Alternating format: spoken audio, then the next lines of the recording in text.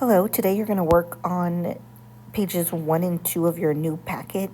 So you should have picked up the packet at the front of the room to complete the first page or your front cover. This is what you are filling in. So you are, this is Ohm's law right here.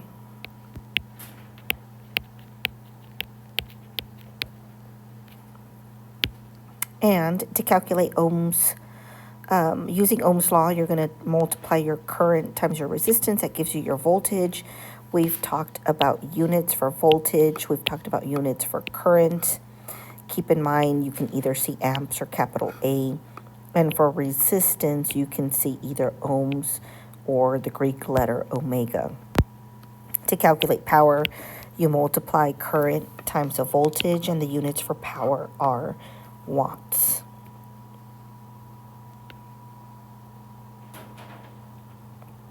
All right, so these are the formulas that we are using. They are on the front cover. You're going to use either a combination of both or maybe just one equation. So I'm only going to do a few of them with you. They are pretty simple calculations, and hopefully at this point you are quite comfortable with the algebra.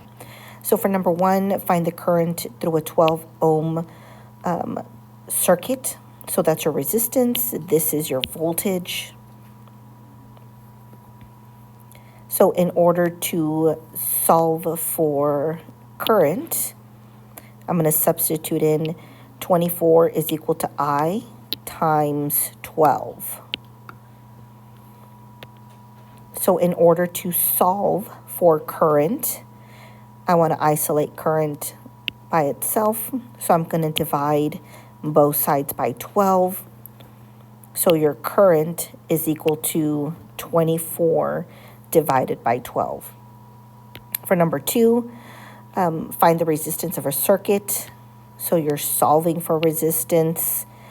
This is your current, and this is your voltage. So here's your list of your given information. Your formula is V is equal to current times resistance. So when I substitute, 12 is equal to 0.06 times R. To solve for resistance, I divide both sides by 0.06. This cancels out on the right. And in the calculator, you divide 12 divided by 0.06. And your answer is in ohms. And then finally, number 3, you're solving for voltage. This is your current, and you have your resistance right here, 4,800 ohms. So if you complete your list, I substitute into Ohm's law. Voltage is equal to 0.2 times 4,800. And that's all you do. You multiply these two numbers, and that gives you your answer. So these 3 problems are examples for most of the other problems that you are completing today. There are a couple of exceptions. Some of them are power calculations. So for number 11, you have a small appliance is rated at a current of 110 amps. So this is your current, and this is your voltage, which is 120. The power, so in this case, we're solving for power. So your voltage is 120 volts, your current is 10 amps. You're solving for power. So again, all you're doing is multiplying those two numbers. Number 13, in this case, you're given power and you're given voltage. What amount of current, this is your current, that's what you're solving for. You're solving for current. So if you substitute P is equal to 2 watts, your voltage is equal to 1.5 volts. You're solving for current.